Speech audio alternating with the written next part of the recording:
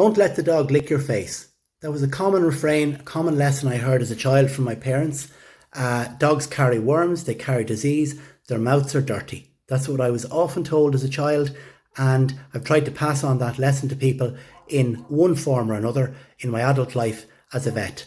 And I was reminded of that story very recently, where in spite of the fact that nowadays we deworm and we deflea, we use the antiparasitics on a monthly basis, we do dentistry and dentals and descaling on our pets. In spite of these factors, we can never fully protect ourselves from the bugs and diseases that our pets can carry, some of which are zoonotic. A zoonosis, a disease that spreads from animals to humans. I was reminded of this the other day when I came across a very strange story on LinkedIn, and I tested the veracity of it because it sounded so shocking. A gentleman in the United States contracted a flu-like illness, which after 5 to 7 days developed into a sepsis. He was subsequently diagnosed with a type of a bacterial infection called capnocytophagia canimorsus. Developed septicemia, became very ill. The disease was non-responsive to treatment, and it culminated in the man losing both his hands, both his feet, and part of his nose. Such was the veracity of the flesh-eating nature of the bacteria in question. A gram-negative bacteria, similar to the streptococcus organism that causes routine infections in all of us, carried in the mouth of 74% of dogs and 51% of canines. Extremely rare in causing illness in humans, but has been known to cause infection in people who are immunocompromised or have liver disease.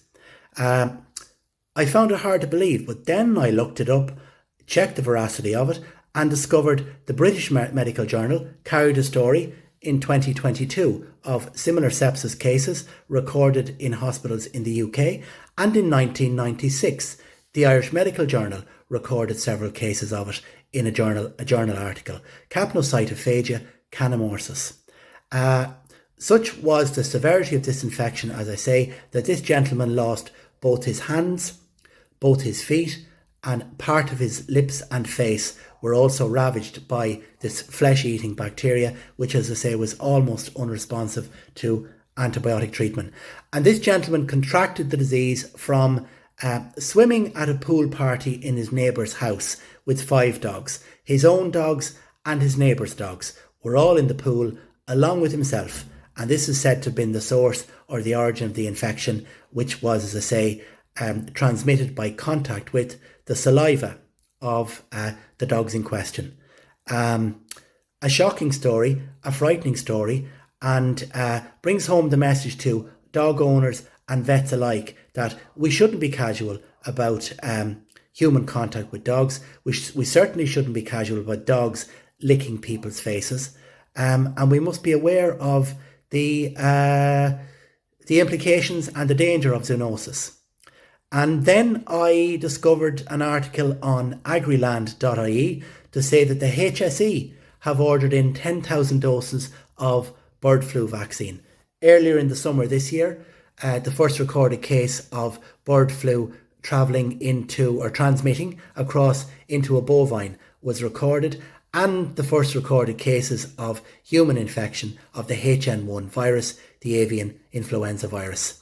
The threat to human health is thought to be low, and yet the HSE, with all due caution, have reserved and ordered 10,000 doses of this virus, of this vaccine, for fear of spread of the avian influenza virus.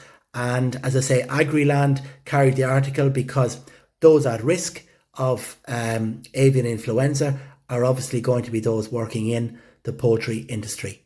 So a salutary reminder for vets, animal carers, animal owners, not to take for granted the risks of zoonosis.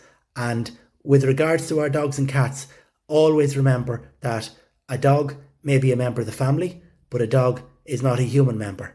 And reminding myself again of the lesson from my parents years and years ago at home on the farm: don't let the dog lick your face. If you like this video, please follow me on Spotify and YouTube, or leave a comment below. A pet's life, Dot ie.